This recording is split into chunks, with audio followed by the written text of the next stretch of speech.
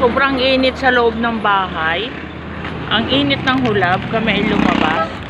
Ito muna kami uli sa gate ng school, diba? Kunwari gwardiya muna kami ay guard ng school. Kami, yan. Kami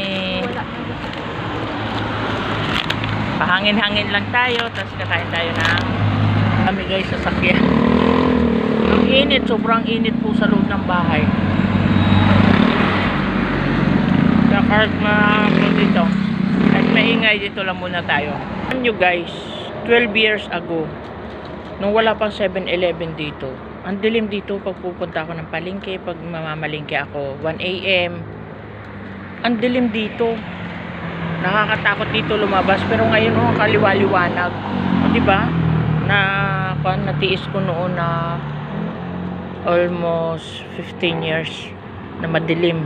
Wala ka talagang liwanag na makon dito, kundi yung wala ring ilaw ang poste nito, nawawala dati.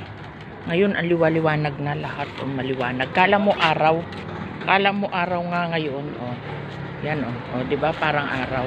Pero dati ang dilim nito, as in madilim. Madilim dito dati nung namamalengke ako. Way back 20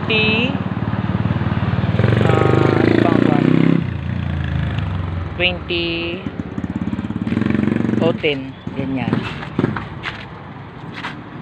Dito ako namamalengke ako mag-isa. Nag-aabang ako ng jeep. Mag-isa na alauna na madaling araw. Imagine ninyo, almost 1 yun. Siguro hanggang 7 years ako na ganun. Kasi wala akong sasakyan. Nagkasasakyan ako, nawala. Tapos nagkasasakyan ulit. Pero ito, okay na. Iyon.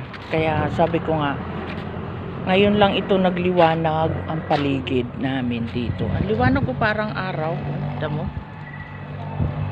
Kasi itong ilaw namin dito ay solar na. Ayan.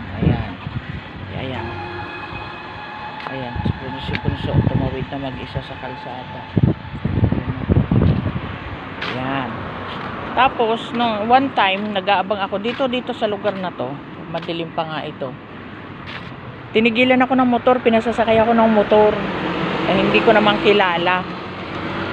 Alam mo, tatakbo ako dito ako tatalon. Papasok ako dito sa loob ng school. Kung ay lumalapit siya sa akin, pero ako takot. Gusto kong tumalon dito. Nung makita niya na ako ay nakasampa na dito, iniwanan na niya ako, umalis na yung motor. Hindi ko alam kung ano yung plano niya sa akin that time. Kaya, yes, naranasan ko yun. Pero okay lang. Siguro, hindi naman ikukuha ni Lord na tayo ay nangyari masama. Kaya, enjoy lang. Nandito na naman ako sa puno ng guyabano. Ang dami pa rin bunga niya. Bunga. Ayun pa. Ang dami pa rin bunga. Makikita yung bunga. Ang dami. Diba? Basta marami silang bunga. Masipag siyang mabunga. Thank you guys. Bye-bye. Love you all. Ingat po tayong lahat.